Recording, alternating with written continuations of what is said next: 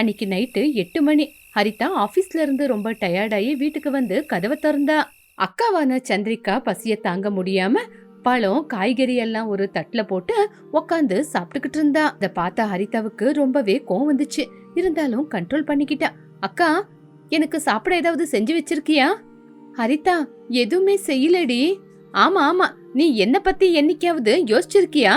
எப்பவுமே எவ்வளவு சாப்பிடலான்னு யோசிக்கவே தவிர உனக்கு ஒரு தங்கச்சி இருக்கான்னு யோசிச்சிருக்கியா? இப்படி சந்திரிகாவ ஹரிதா எவ்வளவுதான் திட்டிக்கிட்டு இருந்தாலும் அவ திங்கிறத விடல. சந்திரிகா அவ பாட்டுல சோஃபால உக்காந்துக்கிட்டு சாப்பிட்டுக்கிட்டே இருந்தா. அக்கா, நான் இவ்ளோ தூரம் திட்டிக்கிட்டு இருக்கேன், நீ ஒரு நிமிஷமாவது திங்கிறத நிறுத்துறியா? ஒரு 2 நிமிஷம் சாப்பிடாம இருந்தா நீ என்ன செத்தா போயிடுவ? அப்போ சந்திரிகா சாப்பிடுறத நிறுத்திட்டா. தங்கச்சி கஷ்டப்பட்டு வேலைக்கு போறாளே, ஆபீஸ்ல நாலு முழுக்க நின்னு கஷ்டப்பட்டுட்டு வராளே, அவளுக்கு வரும்போது சுட எதான செஞ்சு வைக்கலான்னு நீ கொஞ்சமாவது யோசிக்கிறியா? ச்சே, உன்னால எனக்கு எந்த லாபமும் இல்ல அப்படின்னு திட்டிட்டு பெட்ரூமுக்கு கிளம்பி போயிட்டா. இருந்தாலும் சந்திரிகா உட்காந்து சாப்பிட்டுக்கிட்டு இருந்தா. 1 மணி நேரத்துக்கு அப்புறம் தங்கச்சிக்காக சுட சுட டொமேட்டோ பாத்த பண்ணி அவ இருக்கிற ரூமுக்கு எடுத்துட்டு போனா. ஹரிதா தூங்கிக்கிட்டு இருந்தா. ஹரிதா, ஹரிதா, உனக்காக சுட சுட தக்காளி சாதம் செஞ்சு கொண்டு வந்திருக்கேன், எந்திரிச்சு சாப்பிடு. ஹரிதா கோவமா எந்திரிச்சு உக்காந்தா.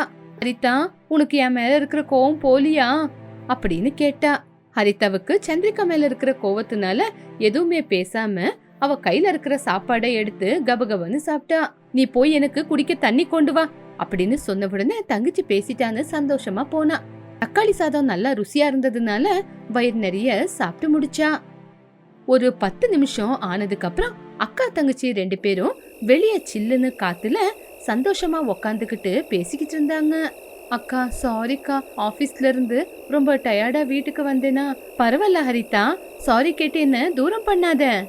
நீ டெய்லி ஆபீஸுக்கு கஷ்டப்பட்டு போற, நீ எடுத்துட்டு வந்து போடுறத நான் வீட்டுல உக்காந்து தின்னுக்கிட்டு இருக்கேன். நான் வெளியே போய் ஏதாவது வாங்கிட்டு வந்து சாப்பிட்டேன்னா பாக்குறவங்க ஏதான சொல்லுவாங்கன்னு நீ ஏன் வாங்கிட்டு வந்து தர? அக்கா, ஒரு 10 நிமிஷம் இந்த சாரிய பக்கத்துல வைக்கலாமா?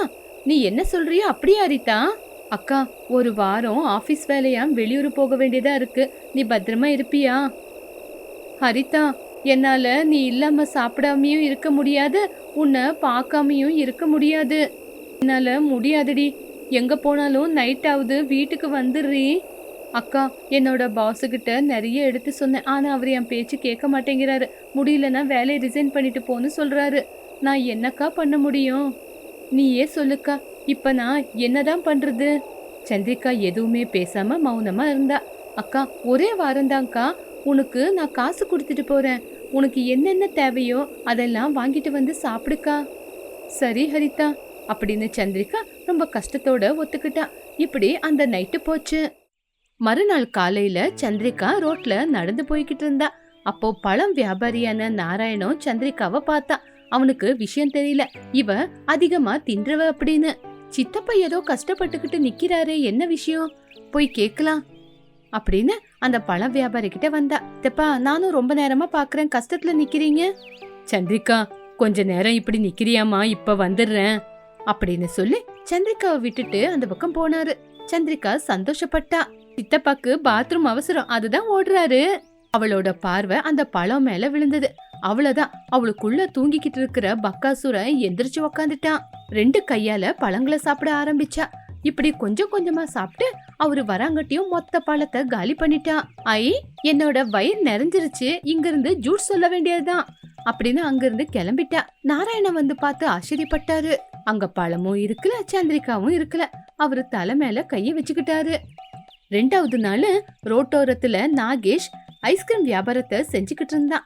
அங்க சந்திரிகா வந்தா. நாகேஷ் சந்திரிகாவை பார்த்து, அட பெருந்தீனி, சந்திரிகா அக்கா வராங்க, இன்னைக்கு எப்படியும் ஐஸ்கிரீம் வியாபாரம் ஆகல, இவங்களுக்கு மெதுவா ஐஸ்கிரீமை சாப்பிட வச்சுட்டு அதுக்கப்புறம் காசை வாங்கிக்கிறேன். அப்போ என்னோட ஐஸ்கிரீமும் காலி ஆயிடும், என்னோட கைக்கு காசும் வந்துடும். அக்கா, எவ்வளோக்கா வேணும்? எனக்கு தெரியாதுடா தம்பி, நீ கொடுத்துக்கிட்டே இரு, நான் சாப்பிட்டுக்கிட்டே இருக்கேன் அப்படின்னு அவன் ஐஸ்கிரீமை கொடுத்துக்கிட்டே இருந்தான்.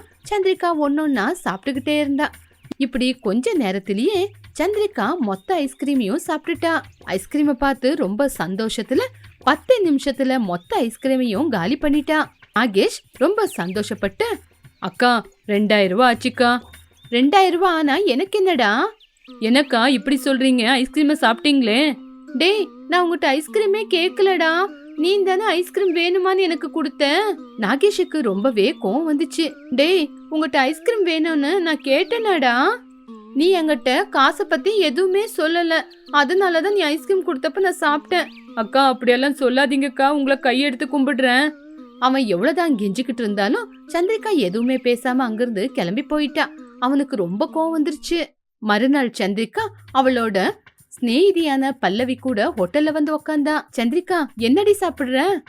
எனக்கு ஒண்ணும் வேண்டாண்டி, நீ சாப்பிட்டுக்கோ. என்னடி இப்படி சொல்ற? நம்ம பார்த்து எவ்வளவு நாள் ஆச்சு. போ, உனக்கு எதனா வேணும்னு ஆர்டர் பண்ண. சரிடி, நானே போய் கொண்டு வரேன். சரிடி, நீயே போய் கொண்டு வா. அப்படி சொல்லி சந்திரிகா அங்கிருந்து எந்திரிச்சு போனா. பல்லவி உக்காந்து ஜூஸ் சாப்பிட்டுக்கிட்டு இருந்தா. சந்திரிகா ஒரு ஜூஸை எடுத்துட்டு வந்து அங்கே உக்காந்து குடிக்க ஆரம்பிச்சா. என்னடி சந்திரிகா, ஒரே ஒரு ஜூஸ வாங்கிட்டு வந்திருக்க. உனக்கு வேற ஏதாவது வேணா ஆர்டர் பண்றீ? ஜூஸ தான் நான் எடுத்துட்டு வந்தேன். வெயிட்டர் மிச்சத்தை எடுத்துட்டு வருவாரு அப்படின்னு சொல்லி 2 பேரும் ஜூஸ குடிச்சுக்கிட்டு இருந்தாங்க. உடனே பல்லவிக்கு ஏதோ போன் வந்துச்சுன்னு அவ அங்கிருந்து எந்திரிச்சு போனா. 10 நிமிஷத்துக்கு அப்புறம் பல்லவி வந்து பேக்கரி ஐட்டம் எல்லாத்தையும் சந்திரிகா டேபிள்ல பார்த்து மயக்கம் போட்டு கீழே விழுந்துட்டா.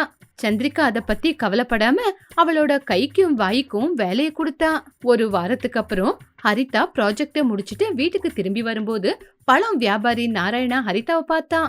சந்திரிகா செஞ்ச வேலையை பத்தி சொன்னா.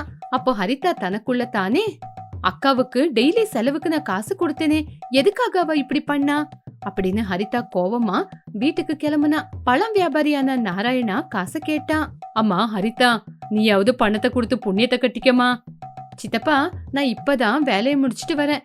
சாயங்காலம் வீட்டுக்கு வந்து காசை வாங்கிக்குங்க அப்படின்னு சொன்ன உடனே நாராயண ஒத்துக்கிட்டான். இப்படி ஹரிதா இன்னும் கொஞ்ச தூரம் நடந்து வந்துகிட்டு இருக்கும்போது ஐஸ்கிரீம் வியாபாரி நாகேஷ் பார்த்தா. சந்திரிகா செஞ்ச வேலையை பத்தி எல்லாம் சொன்னான்.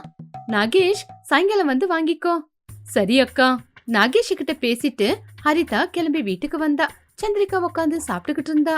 ஹரிதாவை பார்த்த சந்தோஷத்துல சந்திரிகா எந்திரிச்சு நின்னா. ஹரிதாவுக்கு ரொம்ப கோவம் வந்துச்சு. ஹரிதா, இப்பதான் வரியா? இல்ல, 1 மணி நேரத்துக்கு முன்னாடியே வந்தேன். நீ செஞ்ச வேலையால வரும்போதே ரோடா நின்னு வரும்போது இவ்வளோ நேரம் ஆயிடுச்சு. அப்படி இல்லடி ஹரிதா, நான் சொல்றதையும் கொஞ்சம் கேளுடி. என்ன சொல்ல போற? ஏதாவது சொல்லி என் வாயதானே மூடுவேன். அந்த உனக்கு 1 வாரத்துக்கு தேவையான காசை கொடுத்துட்டு தானே போன. அந்த பணத்தை நீ என்னதான் பண்ண? ஹரிதா சந்திரிகாவை பேசவே விடல. அப்போ வீட்டுக்கு சாம்பையா அன்னபூர்ணேஸ்வரி அப்படிங்கிற 7 தம்பதிங்க வந்தாங்க. சந்திரிகா ஹரிதா வீட்ல இருந்து வெளியே வந்தாங்க. இல்ல, ஸ்வீட்டை எடுத்துக்குங்க. ஹரிதா, இவ்வளோ நாளா ஊரு ஜனங்க கூட சேர்ந்து நாங்களும் சந்திரிகா அதிகமா திங்கிறவ அப்படின்னு அவளை திட்டிக்கிட்டு இருந்தோம். ஆனா அவளோட நல்ல மனசு என்னன்னு 3 நாளுக்கு முன்னாடி தான் தெரிஞ்சது. அப்படி என் அக்கா என்ன பண்ணா? முந்தா நேத்து என் பொண்ணுக்கு வயிறு வலி அதிகமாயிருச்சு. சரின்னு இங்க இருக்கிற ஹாஸ்பிட்டலுக்கு கூட்டிட்டு போனோம். அப்போ டாக்டர் இங்க சரியாவது பட்டணத்துக்கு கூட்டிட்டு போங்கன்னு சொன்னாங்க. அப்பதான் நாங்க சந்திரிகாவை பார்த்தோம். அப்போ சந்திரிகா அவ கையில இருக்கிற பணத்தை எங்க கிட்ட கொடுத்து எங்க பொண்ணு டவுன் ஹாஸ்பிட்டல்ல சேர்க்க சொன்னா.